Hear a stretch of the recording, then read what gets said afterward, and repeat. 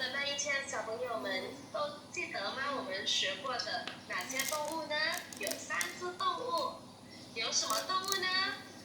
？6 ล้านเรียนคำศัพท์เกี่ยวกับตัวสัตว์เนาะ6 ล้านเนาะ6 ล้านยังชื่ออะไรอยู่บ่พวกมันจันนี่เราซื้อสอนสัตว์ยังแน่มี3ตัวสัตว์เป็นตัว6 ล้านซื้อสอนสัตว์ยังแน่มีใครซื้อบ่นี่有什么呢？小朋友们记得吗？有小什么？小狗对吗？顶呱呱。还有呢？小猫。对了，还有呢？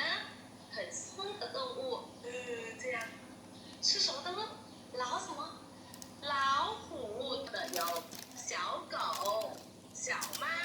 和老虎。那小朋友们都记得吗？翻译成老文，小朋友们都记住吗？记得吗？小狗是什么呢？小狗เป็นยัง6 ล้านเป็นภาษาลาว小狗มันตัวมัน对了老虎แปลว่าเสือแล้ว6 ล้านเนาะเก่งหลายถึงกลัว那今天呢我们要来上新的动物叫小鸡小鸭还有小猫，那小朋友们要认真听了知道吗？วันนี้ละซีก็จะมาพา6 ล้านเนี่ยเกี่ยวกับตัวซ้ายคือเก่าแล้ว6 ล้านเนาะแต่ว่าเขาจะมาเพิ่มตัวซ้ายถึงแล้ว6 ล้านเนาะก็คือเสี่ยวจีแปลว่าไก่เสี่ยวย่าแปลว่าเป็ดเสี่ยวม้าเงี้ยแล้วเป็นเมียวเป็นแมวแล้ว6 ล้านเนาะ那我们再来看我们的小鸡子长什么样子。小朋友们看老师的屏幕是什么动物呢？你们知道吗？可以猜给老师看，给老师听。6 ล้านเมืองหนาจอคอมของเราซีนะ6 ล้านเนาะ6 ล้านยังตัวยังนี่ตัวยังโน่6 ล้านที่ไหนหมูยังบอตู้เจียวจีเป็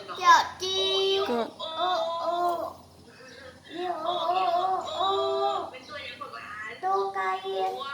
ตัวไก่แล้ว6 ล้านเนาะเก่งหลายตัวไก่ภาษาจีนนี่อ่านว่า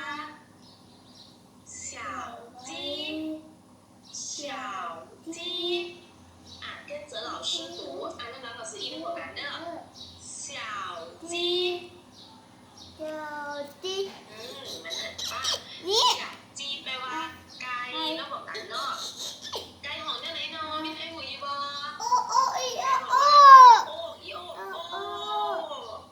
ย่ำสาวคนกับคันเนาะ小鸡แปลว่าไก่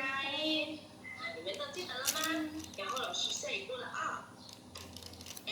这些是什么动物呢？小朋友们有谁知道呢？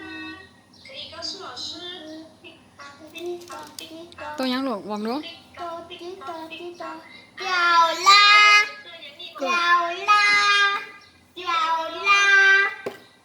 นั่นเด็กตัวเป็ดตัว6 ล้านเนาะเก่งหลายตัวเป็ดของเนี่ยไหนตัวเป็ดของว่านี่กา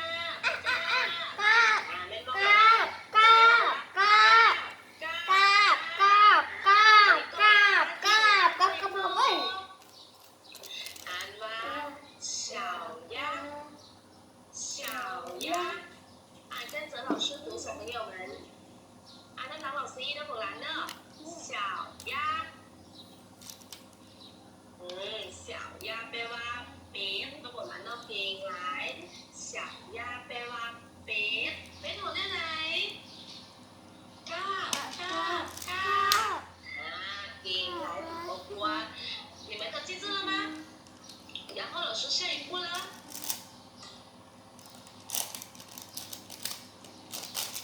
这是我们学过的小什么呢？喵小猫อ่านเล่นแล้ว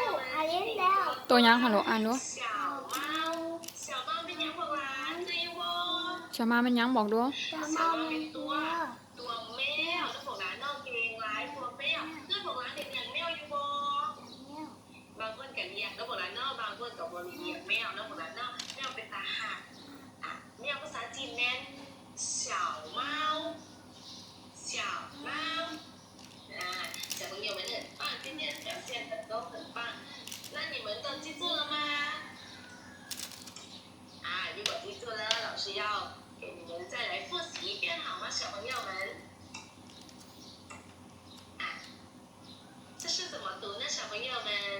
เอ็มอ่านดูลูกอ่านให้เราซื้อนะลูก 记得吗？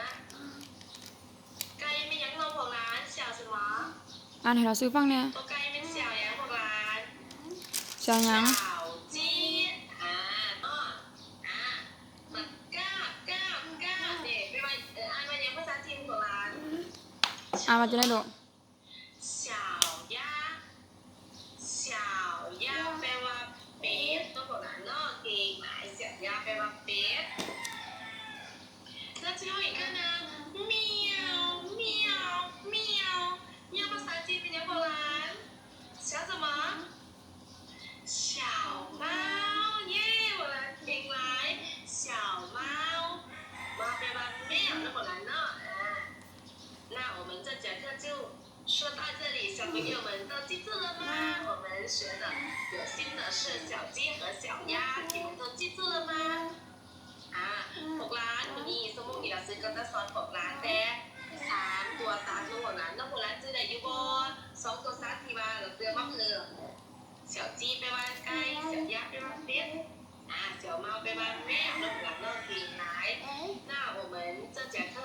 老师要布置你们的作业，就是给你们给爸爸妈妈拍你们的视频。小鸡是什么呢？小鸡แปลว่าไก่那小鸭呢？小鸭แปลว่าเป็ด小猫呢？小猫แปลว่าแมวเดี๋ยวบ้านวันนี้老师ก็จะให้พวกร้านแปลให้เราซีฟังเนาะอ่านภาษาจีนแปลภาษาลาวอ่านภาษาลาวแปลภาษาจีนจีนให้เราซีฟังเด้อนี่พอให้พวกร้านจะเย็นกันไปฟังเราซีเด้อ อันนี้หมดก็ดัง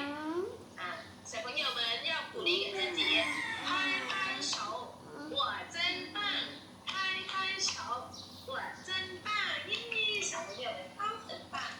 那老师要给小朋友们听音乐好吗？老师在บอกร้านฟังเพลงเนาะ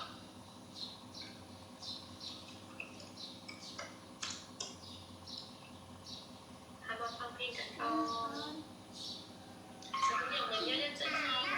听小手拍拍小手拍拍拿手上来小手拍小手拍手机伸出来眼睛看你眼睛看你手伸出来手伸出来小手拍拍小手拍拍手机伸出来手机伸出来โอ้ยแล้ว ตัวยังของลูก